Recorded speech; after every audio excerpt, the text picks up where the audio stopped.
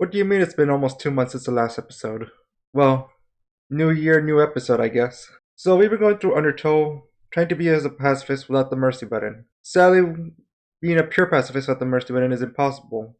But we want to see what is the best neutral ending we can get with the circumstances. It's been a while, so here's a refresher on the rules. So last time we made it to the end of Hotland and are about to enter Core. So, let's enter Core. Immediately though, we're gonna be ambushed by these two guys that end up just being one single magic. I'm guessing the other one is the orcs or something. Either way, with magic, you can talk, you can stare, you can clear your mind, but no matter what you do, the best you can do is get them to yell a name.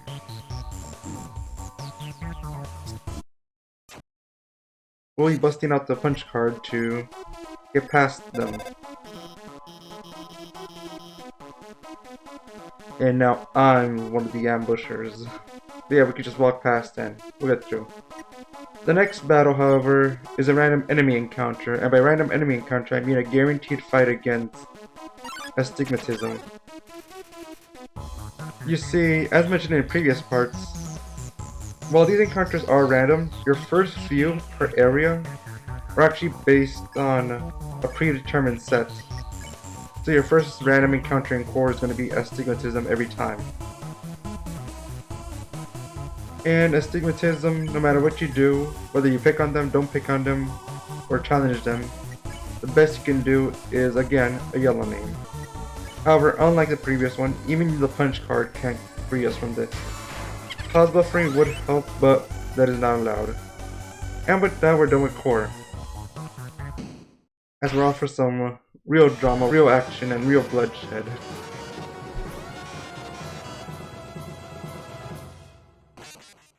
And for the first phase of Metaton, simply we just gotta keep acting until we get to the part where you flip his switch.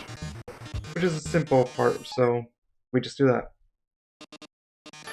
For phase 2, we simply just have to get the ratings up to 12,000 or 10,000 if his legs are down. Either method you choose will have him in the battle instead of us, after a few phone calls. And with that, we enter New Home. Now, New Home's gonna have a, you might consider controversial part to it.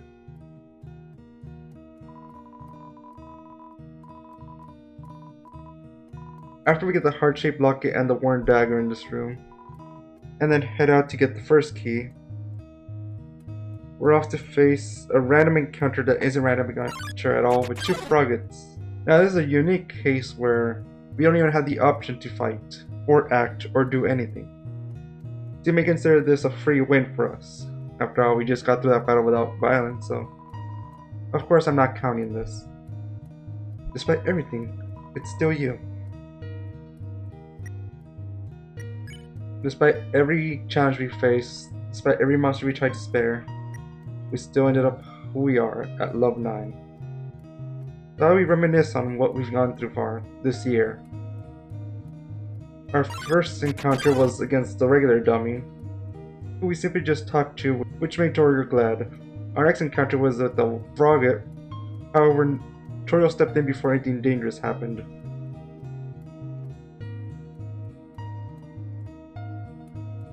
Next we faced off a Frogget and a Migos, where all we had to do is cheer on the Migos. However, the Frogget, this time since we didn't have Toriel, we were forced to take them down. However, we were able to cheer Nesbook on. We have gone so far in our journey, and I just think this is the best place to think back to what we've done. Every battle, good or bad, it's always good to know what's going on. And as we're off to leave the ruins, we had to keep missing against Toriel until she let us finally through.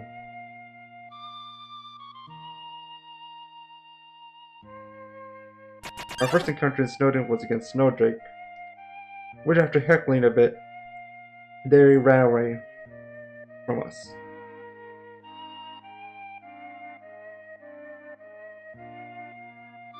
However, we couldn't do anything for Doggo, so sadly he had to kick the bucket.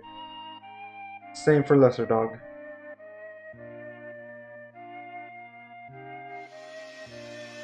Next was Ice Cap, who we were able to magically turn into ice, but still had to take them down. And Jerry, which we simply just ditched. And we did this so we could avoid the fight against Dogami and Dagaressa. Next was Greater Dog, which all we had to do was keep ignoring them until they got tired of it. Followed by Glide, which we did the same tactic on.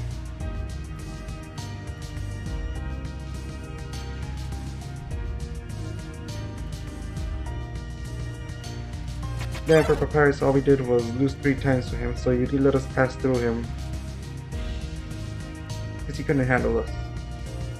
And then we took a diversion with his brother.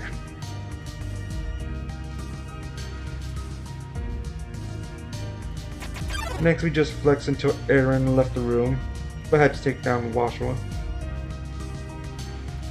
Then we had a surprise encounter with 2 mold smalls that we had nothing else to do with but fight. But then we hummed with Shiren, making a wonderful tune that many loved. And then we just waited with Eternity with Mad Dummy until Naspers came in.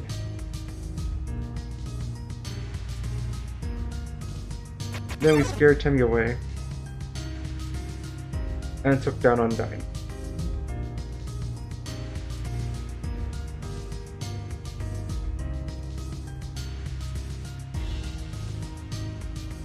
And then went through Metaton's quiz show, followed by taking out a Vulcan, as well as Thunderblink.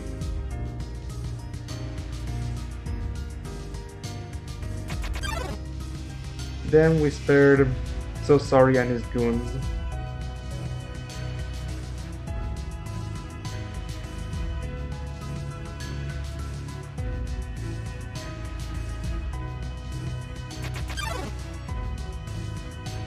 And used the punch card to sidestep the Royal Guard.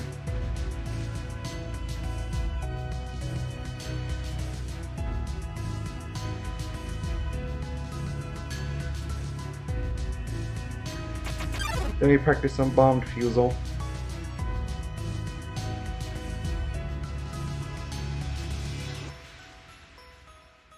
And the last encounter before we entered core was we paid 9,999 gold so we could skip the Muppet fight.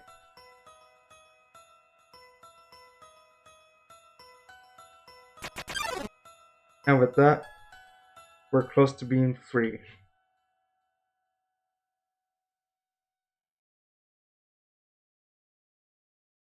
Now,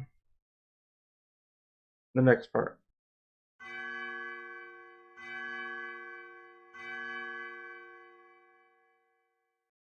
So you finally made it. The end of your journey is at hand. In a few moments, you will meet the king.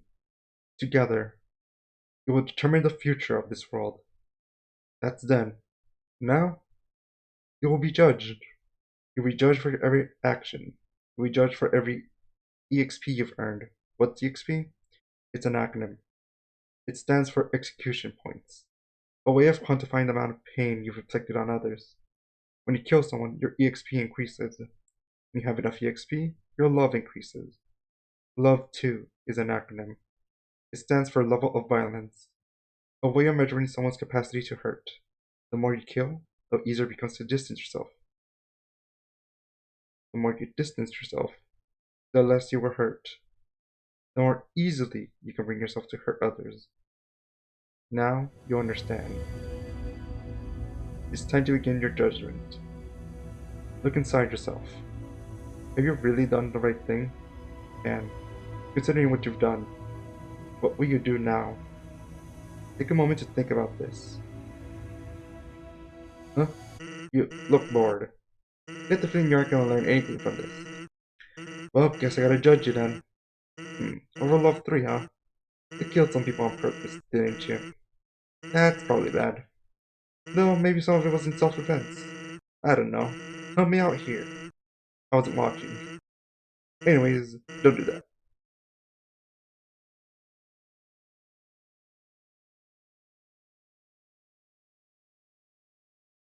Well,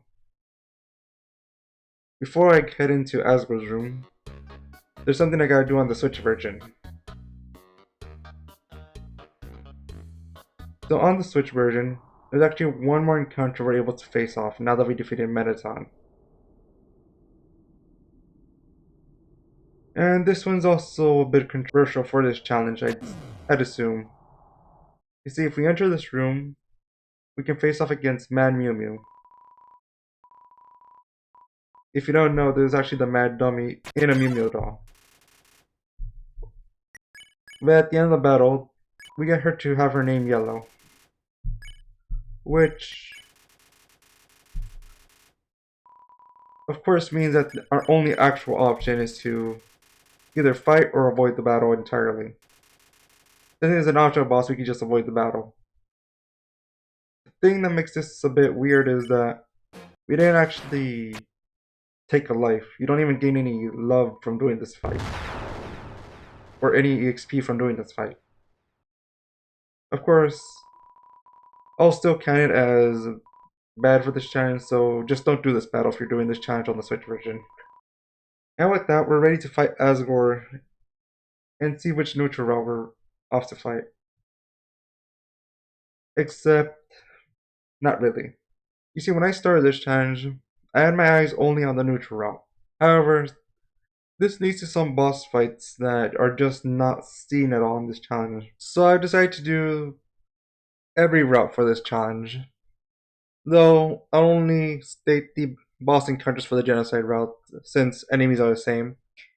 And for the Pacifist route, it's only going to be the True Lab, which will start right now. In the True Lab, our first encounter is with 3 memory heads. The best we can do is get all their names to yellow.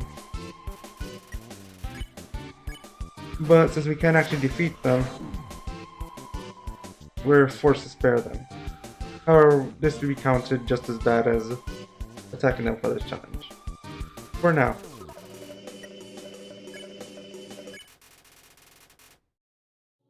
The next battle is in Dogony. So again, while we're able to use the stick or the Hush Puppy to skip to the end of the fight, the best we can do is get their name yellow, just like Memory Head. However, there is a way of avoiding this battle. However, it is not available in every version of the game. The best version for this glitch is the Linux 1.001 version. This is because a weird quirk with the Z and Enter buttons. You see, here I have a graph of how the Z and Enter buttons more or less work in this game. On the start of each frame, the game checks whether the button is either pressed or not pressed. What happens in between does not matter, of course. However, there's 2 confirm buttons, which are the Z key and the Enter key. Here's an example of how you can press the buttons. In this graph I have on frame 0, you don't press any buttons. Same on frame 1, you don't have any button pressed. But then on frame 2, you can press the Z button. Then by frame 3, let go, but also press the Enter button for until frame 4, and then you let go of both. So what does this matter and what do these dots really mean? Well, when you use the punch card, you have 1 frame in between when the menu closes and the punch card opens to do any other action.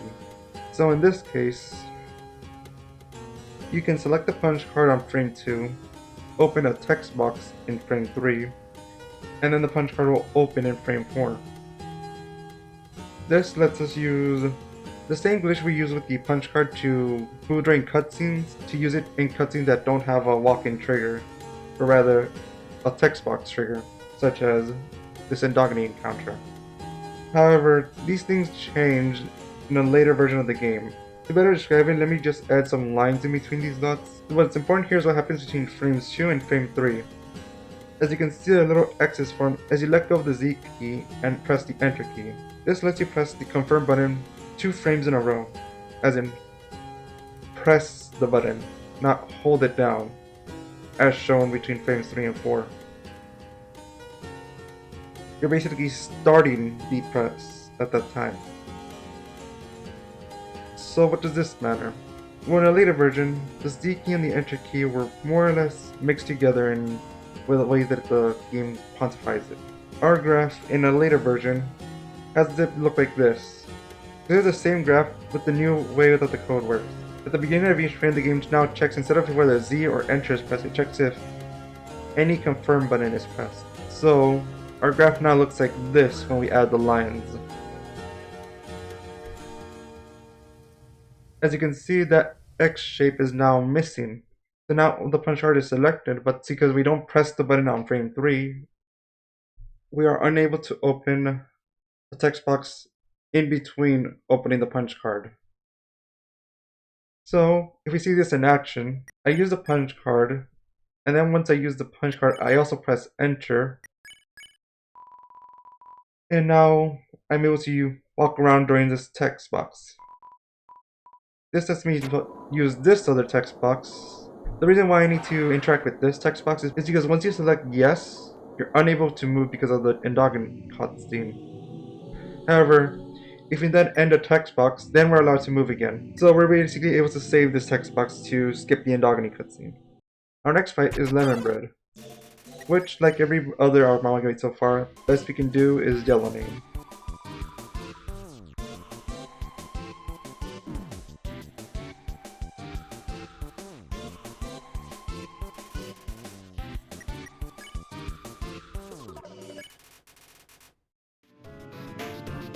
However, on the Switch version, you're just able to walk around him. Now, notice that I said on the Switch version. Earlier I said on the Linux version. This means that these two glitches are not compatible with each other. Next we have Snowy, which all we have to do is keep telling her jokes until she's satisfied. And she will actually leave the battle herself. So kind of her.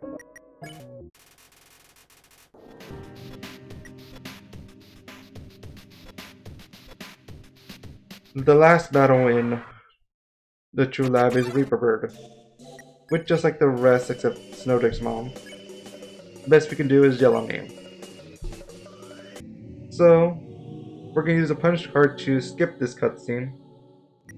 However, if we were to just walk out, the cutscene will trigger as soon as we leave this room. So instead we have to use the punch card on the exit so we're able to one warp past the area. This took me way more tries than I feel like it should have. But that's it for True Lab. Then we get the final battle against Azrael Dreamer. Now I'm not even gonna waste your time here. Every part of this battle is possible in this challenge. First phase, you just gotta keep hoping and dreaming. Phase 2, you're forced to struggle. Phase 3, your act button becomes a save button. If it was the mercy button that became the save button, then this would be a bit of a... There might be an argument where they would have counted out. Luckily, we don't have to face with that idea. But once we encounter our friends, it becomes back into the act button. And for the final phase, Azrael is nice enough to get rid of our mercy button for us. Now, for the Genocide route, you really can't do this challenge. For this part, we're going to be asking, how can you abort the Genocide route without using the mercy button?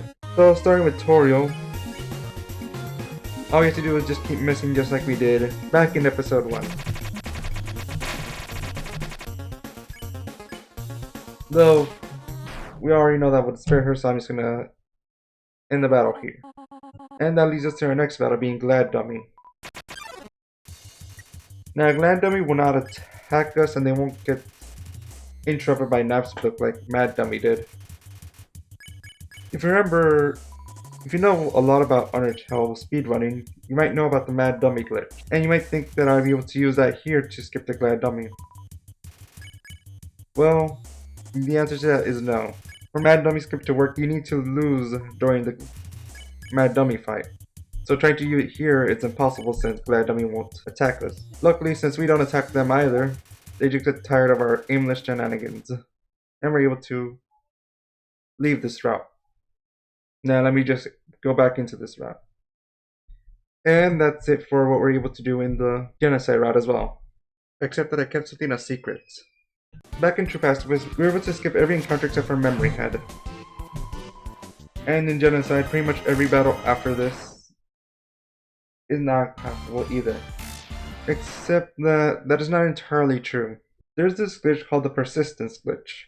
It is a glitch that I cannot manage to get myself to work.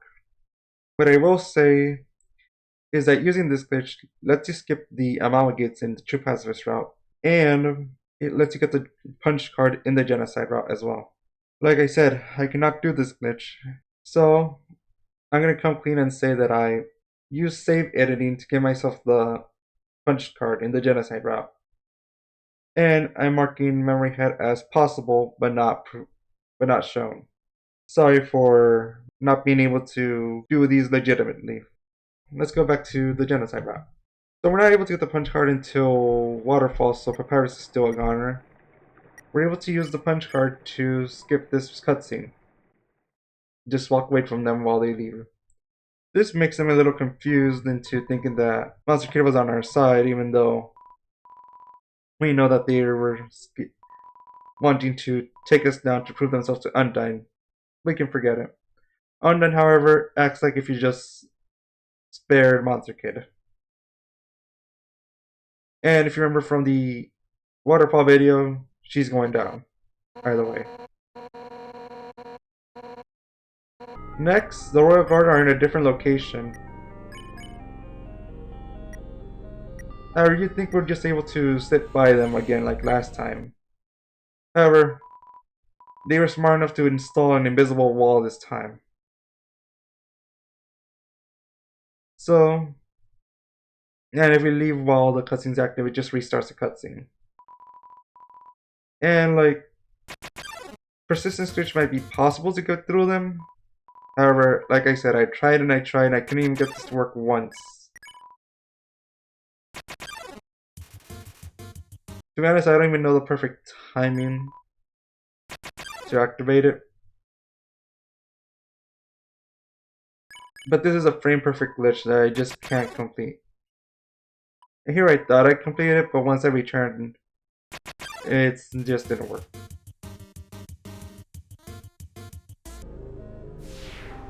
However, on one of my attempts I figured this out.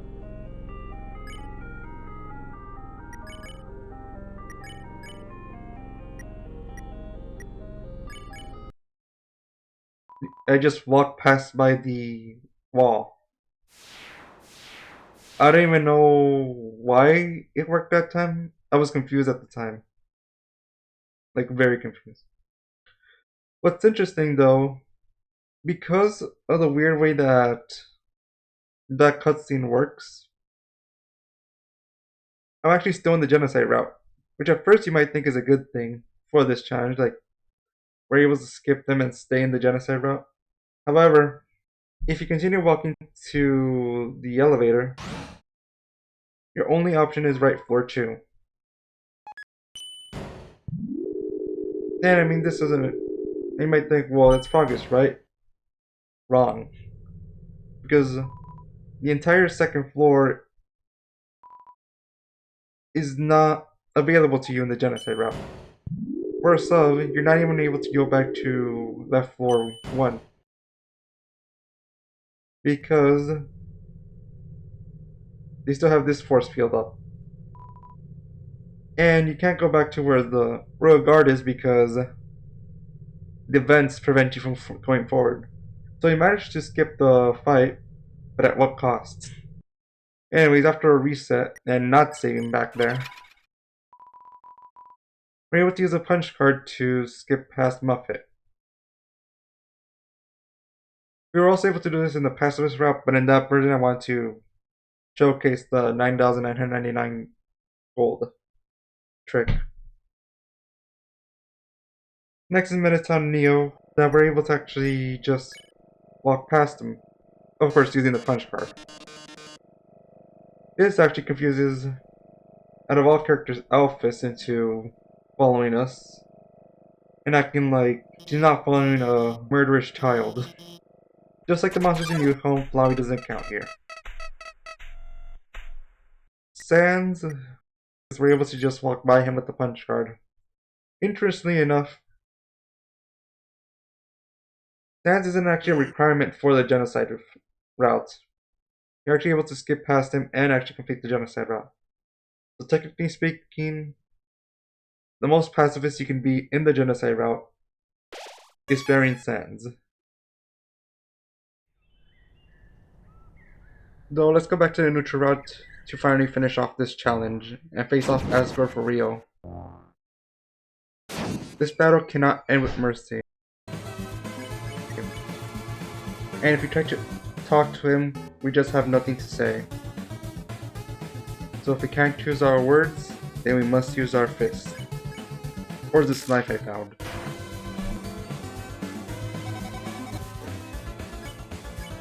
But right before we get to our final attack, we're given the option to spare him. However, as the challenge dictates, we're unable to do so. And instead we have to fight him. One final time. Our next battle, the actual final boss of the neutral route, is Omega Flowey or Photoshop Flowey. Whichever name you decide to call him. And with that, he just spoon feeds us fight buttons. But eventually he'll call on the souls to attack us. In which we're given the act button to call for help. Now, the question is, do you count this as sparing? Because if so, that means we're given 6 additional encounters, you could say, in our favor. Personally, since there isn't much for New Home, I'll allow it. But yeah, we're able to act to the 6 souls, calling for the help, and end their portions of the fights peacefully. All 6 of them.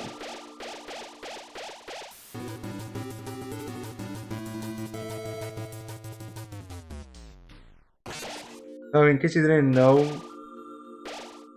none of the souls will actually bring you down to 0 HP. They'll always leave you at least at 1 HP. And that's how you see me not really dodging during them.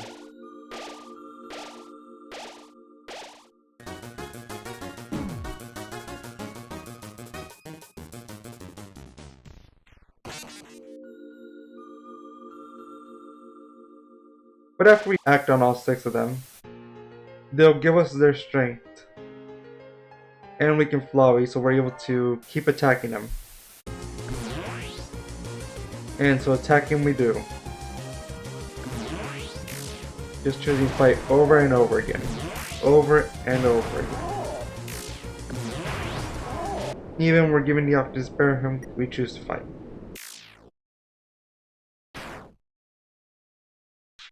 And with that, we have reached the end of Undertale. So this has been the first video of the new year, and it's a bit of a, for me it's a special thing. This Limits of Procrastination series is the first series I've done in this channel back in February of 2025, where I did A Link to the Past but without saving Zelda at the beginning of the game. And then I continued it with Earthbound through a different means. Then it's made its way into Deltarune, where in that he was just using No Mercy or Pacify, and then landed with Undertale. This challenge in particular took a long while to actually complete, and it's all thanks to the True Pacifist route and the Genocide route. As I mentioned earlier, the persistence glitch is something I could have not done, but I was too stubborn to just not let it go. I even got to the point of trying to task the game, but that came with its own struggles. And with school finals and family outings coming up, the challenge was pushed back further. It almost seemed hopeless. I'm glad that I finally able to finish it, even though I did have to use modifications for mostly the Genocide route. I hope that for 2026, I'm able to make more challenge videos for you guys and expand my game library. I already have ideas for other games such as Kirby and the Forgotten Land, but for what that is, you're just gonna have to wait till next time. I hope you enjoyed watching this series. I hope we get to see each other again in another game.